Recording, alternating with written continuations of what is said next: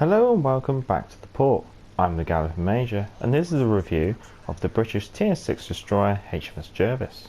This is a game of domination on the Atlantic and we're going to have a quick look at that shipping forecast as always.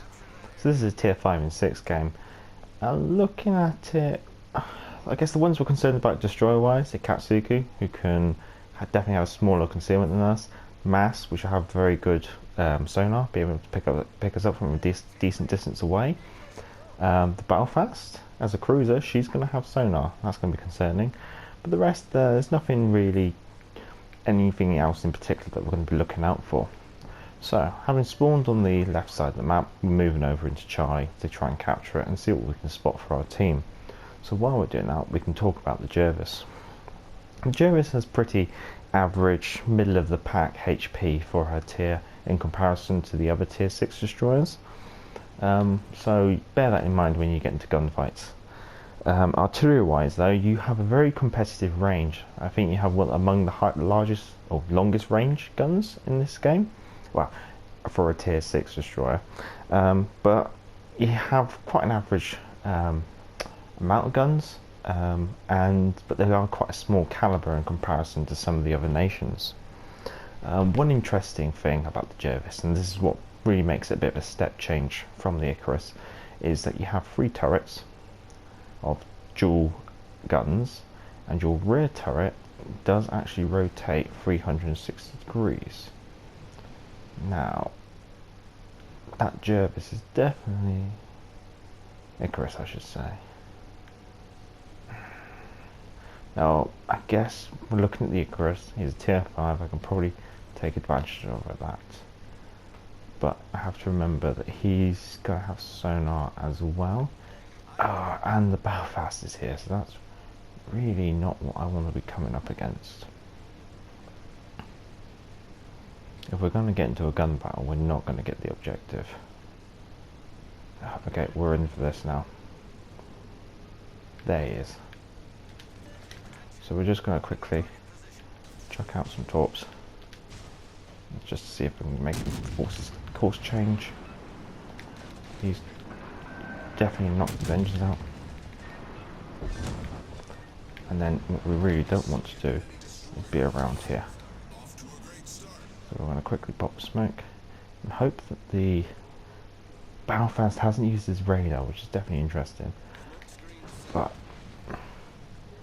they are closing in, and the KG5 will pick me up from about a 3-kilometer range due to her target acquisition mod, so we're definitely taking a bit of a punch in here. So we've been able to take advantage of the Icarus, but I'm not sure how much longer we're going to be here for, because it's only a matter of time until they take full advantage of me. And I'm kind of hoping I can drop off detectability, which I have. And I'm going to try and make a beeline for this island over here.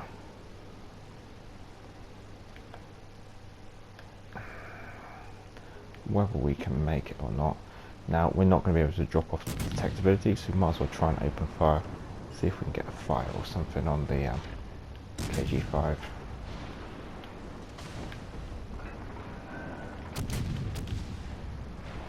So yeah, we're definitely getting chunked apart.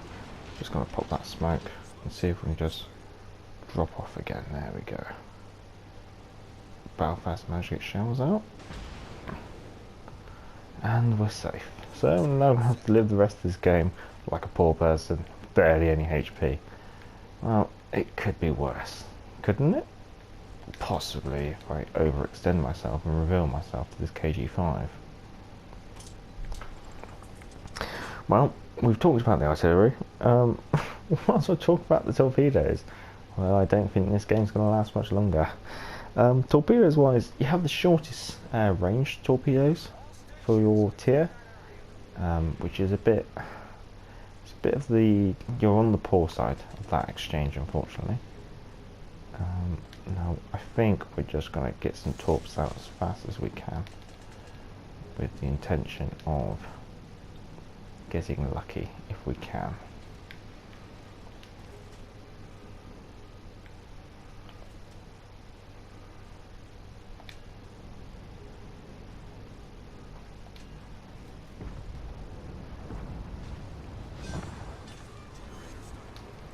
got lucky, which is what we wanted. I'm really surprised that Belfast has not used his radar at all, which is always concerning. Yes, the torpedoes are quite short range, but you do have that British being able to fire them on a narrow band or individually. However, remember that when you fire them individually, you have to fire the whole torpedo tube reload in order for the tube to reload, of course. Maneuverability, another downside here, unfortunately for the Jervis as well, you're among the slowest of your tier. So you don't really expect to be running away from enemy destroyers. I guess that's why she comes with the British smoke as well. I guess you can use that to your advantage. You've got 6 smoke screens, you can pop them off just to break off that engagement and hopefully fall back to your own lines like I'm doing here. Now, because of your slow speed, she does have, this is the interesting part, she does have quite quick acceleration. You do accelerate fast, which is quite nice. You've also got quite a nippy rudder, it digs in quick, and you have a reasonable turning circle in comparison. Concealment wise, you're middle of the pack here as well, so usually, as a rule of thumb with the British, anything that can outgun you, you'll see first, and anything that you can outgun, you'll see first. However, I have noticed there might be a little bit of disparity there, where the Germans might be able to just outpip you in the concealment area. Now, talking about those little smoke screens, you get 6 of them. It takes 10 seconds to lay a smoke screen, and it lasts for about 40-ish seconds, which is quite nice actually. Just got to remember to slow down when you start laying them, or unless you're using them to cover a hasty retreat or something. But there's always our tips and tricks videos on British smoke, which we have uploaded, and you'll see carded up above. Sonar wise, so you'll pick up torpedoes from 2.5 kilometers away, you'll pick up enemy ships from 3.5 kilometers away. It lasts for a good 3 minutes. It's one of the, compared to other tiers, well, it's only the Germans that come with sonar. Oh god, that Belfast, oh, he scared me. Yes, so compared to the other ones, I guess the Germans have like a shorter duration, but longer range sonar. The Americans don't really come with sonar, neither do the Japanese. Not sure if any of the premiums do. But yeah, so the Jervis, she's a nice little bundle, I would say. She's definitely like in comparison to the rest of the ships of the tier, you can kind of say she isn't anything special. But you're still coming with like 10 torpedoes, very much like the Icarus does. You've got more guns, and you've got that rear turret which does 360, which is a very nice compliment, I would say. But you have the worst concealment, you're the slowest as well. I mean, she's quite middle of the pack, which is going to take a while to learn. That's nice. So we've managed to capture Charlie. We've had our face punched in, but we've been able to hold it together. We've been able to take advantage of C and B. Yeah, done quite well as a team as well.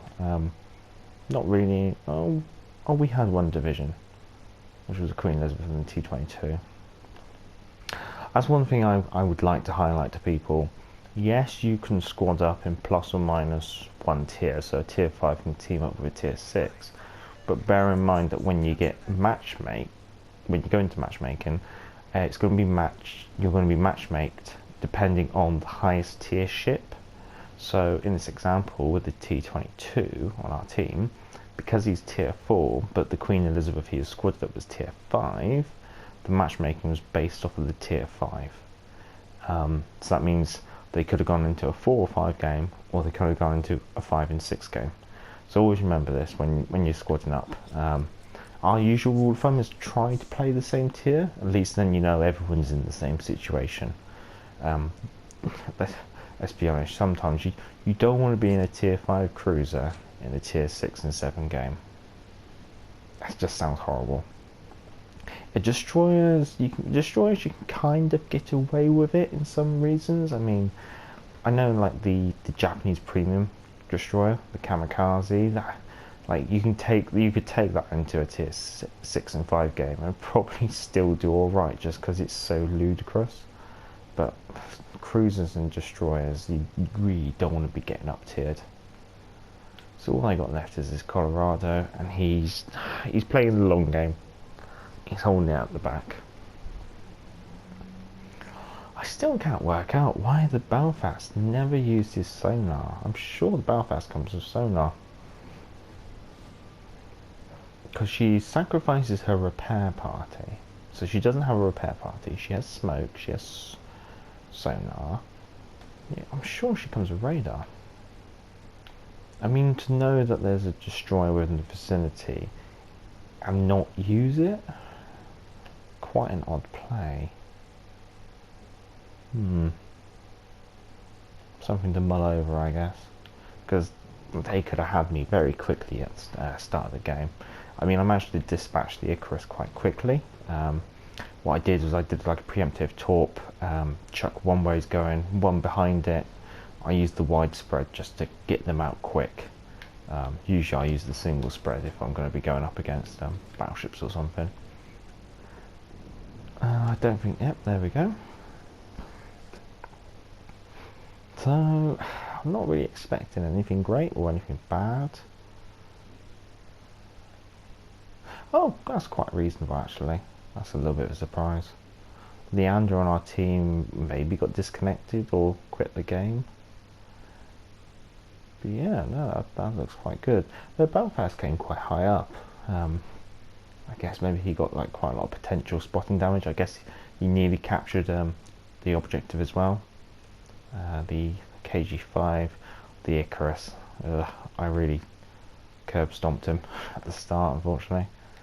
But yeah, no, that's HMS Jervis, the tier 6 British destroyer. I'm the Galloping Major. Back to the port.